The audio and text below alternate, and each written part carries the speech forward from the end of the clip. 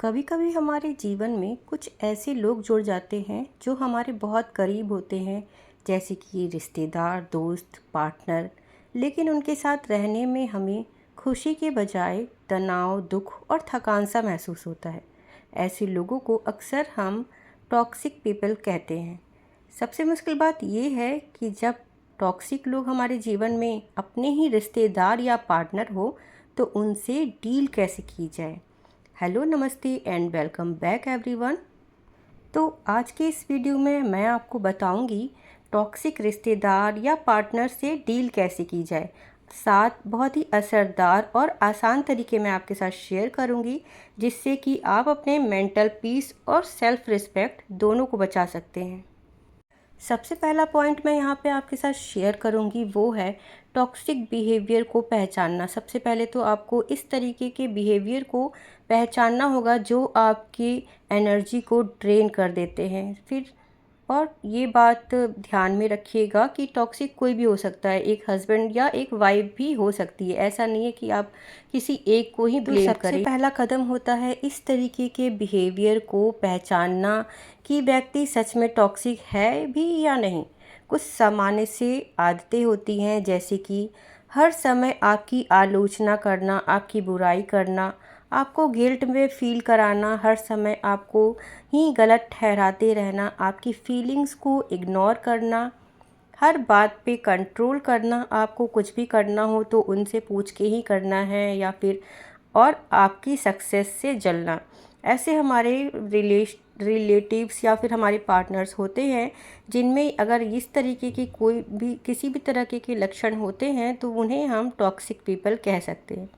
अगर कोई इंसान बार बार ऐसा करता है और आपको हमेशा बुरा महसूस कराता है, तो ये एक टॉक्सिक बिहेवियर कहा जा सकता है। एक बार अपने रिलेटिव्स या पार्टनर्स के टॉक्सिक बिहेवियर को आप जान लेते हैं, तो दूसरा जो कदम आपको उठाना होता है वो होता है क्लियर बाउंड्रीज़ बनाना। अपने बीच एक क्लियर बाउंड्रीज़ क्रिएट कीजिए। टॉक्सिक लोगों से डील करने का सबसे अच्छा तरीका है कि अपनी बाउंड्रीज सेट कर लीजिए। आपको यह तय कर लेना होगा कि आप क्या सह सकते हैं और क्या नहीं। अगर एग्ज़ाम्पल मैं दूँ तो अगर कोई आपसे डिसरिस्पेक्टफुल बात कर रहा है, तो आप शांति से कह सकते हैं, आंसर कर सकते हैं कि मुझे इस तरीके की बातें पसंद नहीं हैं, तो प्लीज़ मुझसे थोड़ा रिस्पेक्ट से बात करें। और याद रखिए, बाउंड्री बनाना सेल्फिश होना बिल्कुल भी नहीं होता है, सेल्फ रिस्पेक्ट होता है। बजाय इसके कि आप अपनी बेइज्जती कराते रहें, अपना रिस्पेक्ट गंवाते रहें, आपको एक क्लियर बाउंड्रीज बना लेना होगा।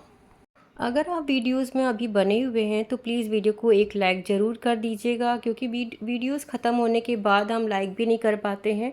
तो प्लीज़ इस समय अगर आपको वीडियो ज़रा भी यूज़फुल लग रही है तो वीडियो को लाइक ज़रूर कर दीजिएगा। तो आ जाते हैं हमारे तीसरे जो मेन टॉपिक है, वो होता है हर बात को दिल पे न लें। आप किसी के भी कहने पे हर चीज़ों को दिल पे लेकर के अगर आप दुखी होने लगेंगे तो ये भी अच्छी बात नहीं है, क्योंकि टॉक्सिक पीपल हमेशा यही चाहते हैं कि आप दुखी रहें, रोते रहें, नाराज़ रहें। तो ऐसा बिल्कुल भी मत कीजिए। टॉक्सिक लोग अक्सर दूसरों को नीचा दिखाकर खुद को बेहतर महसूस करते हैं। अगर कोई बार बार आपको क्रिटिसाइज़ कर रहा है, तो ज़रूरी नहीं कि उनकी हर बात को सच हो, उनकी हर बात को हम मान लें।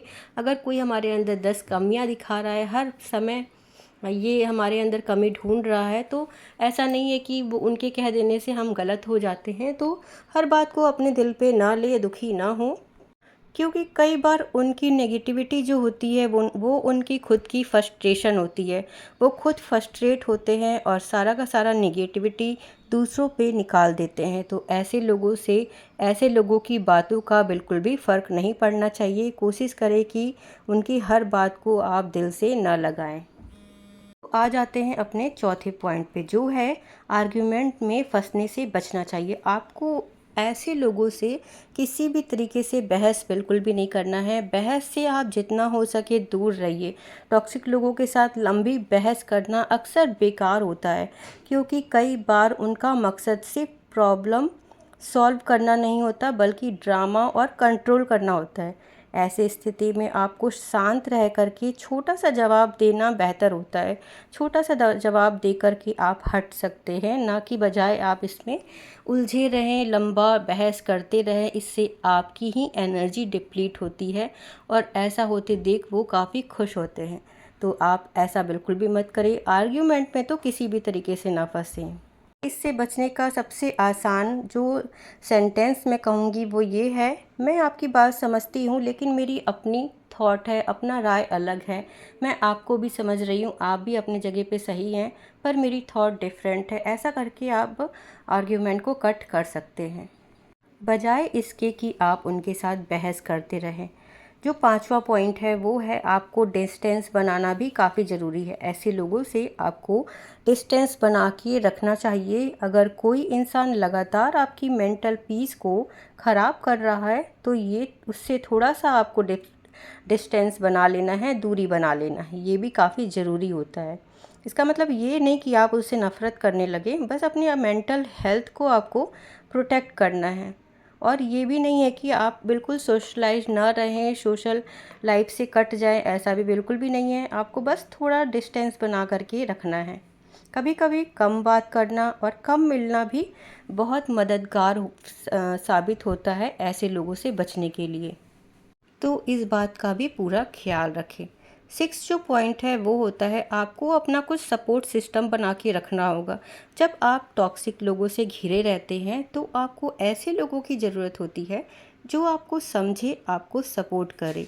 तो ऐसे लोग कोई भी हो सकते हैं, आपके दोस्त हो सकते हैं, आपके अपने परिवार के सदस्य होते हैं, सदस्य भी हो सकते हैं, कोई टीचर हो या मेंटोर भी हो सकता है, या आस पड़ोस की भी कोई महिला हो सकती है, कोई भी हो सकता है जो कि आपको समझे। अगर आप पुरुष हैं तो आपके ऑफिस में भी कोई हो सकता है जो कि आपकी बातों को समझे। और पॉजिटिव लोगों के साथ समय बिताना चाहिए। पॉजिटिव लोगों के साथ समय बिताने से आपको कॉन्फिडेंस आता है और आपको मेंटल स्ट्रेंथ मिलता है। सातवां लास्ट जो पॉइंट है वो है अपनी मेंटल हेल्थ को प्राथमिकता दें। सबसे ज़्यादा इम्पॉर्टेंट बात ये होती है कि आप अपने मेंटल हेल्थ को प्रायोरिटीज़ दें, क्योंकि इसी पे सारी चीज़ें निर्भर करती हैं। जैसे कि आप खुद को खुश रखें, जैसे बुक रीड करें, जर्नलिंग करें, एक्सरसाइज कर सकते हैं, नेचर के बीच समय बिता सकते हैं। याद रखें, आपकी खुशी, शांति सबसे ज़्यादा महत्वपूर्ण होती है। तो ज़्यादा से ज़्यादा अपने आप को खुश रखने का कोशिश करें, जितना हो सके खुश रहें। अपने हेल्थ, फिज़िकल हेल्थ पे भी ध्यान दें, साथ के साथ अपने मेंटल हेल्थ पे भी ज़रूर ध्यान दें।